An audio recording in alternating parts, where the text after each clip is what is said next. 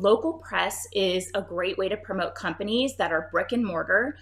And like, let's say they have like a physical location somewhere or multiple locations, physical locations, or if there are experts that are offering a service that's possibly not available online, like an in-person fitness expert or somebody offering, legal services or accounting services in a certain community, right? Or something that is on the product side, local or handcrafted. What is really awesome about Local for Experts is that you can use those opportunities to gain a solid reputation in their community where their potential customers are.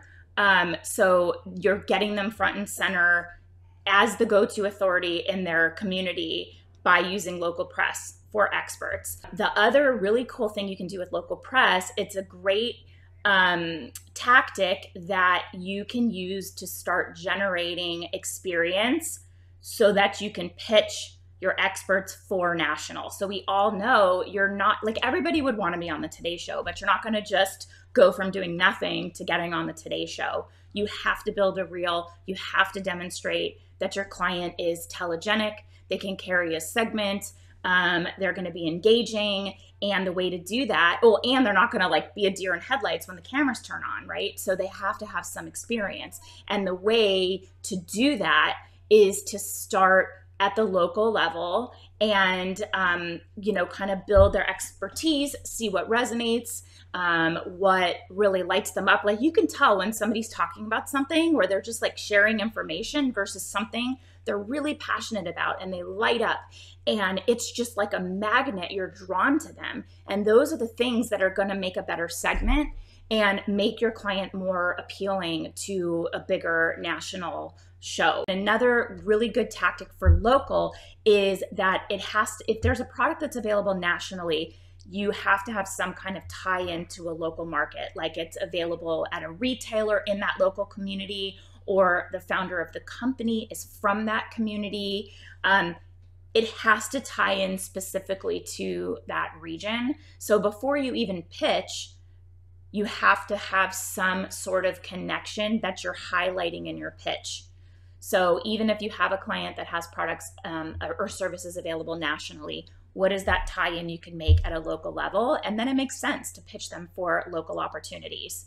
So that's how I would approach local. It's a really great place to start. If you're a local brand, you may have to think about a pitch angle that would be interesting for national press. So pitching the founder as an expert in their niche, and like whatever lessons they've learned along the way in building their company, how can they relate that to people that would be effective to anyone, anywhere, right? So even though people are really kind of offering some sort of product or service on a local level, is there a way to tie it into a national trend or a national story? Sometimes local opportunities are a way to kind of build out a path towards national and then leverage those local opportunities to get something nationally. And sometimes it makes sense to go from a national brand down to something local if they want to draw attention to a designated market area that they want to like push some sales or increase awareness.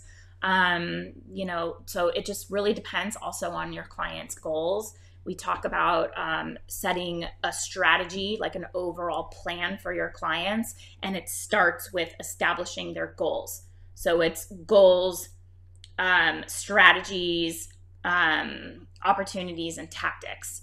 Or objectives, I'm sorry, goal, strategy, objectives, tactics, and that's how you build out your plan. And it starts with understanding your client's goals. So depending on what their goals are, it may make sense to start with local. It may make sense for you to work on national outreach.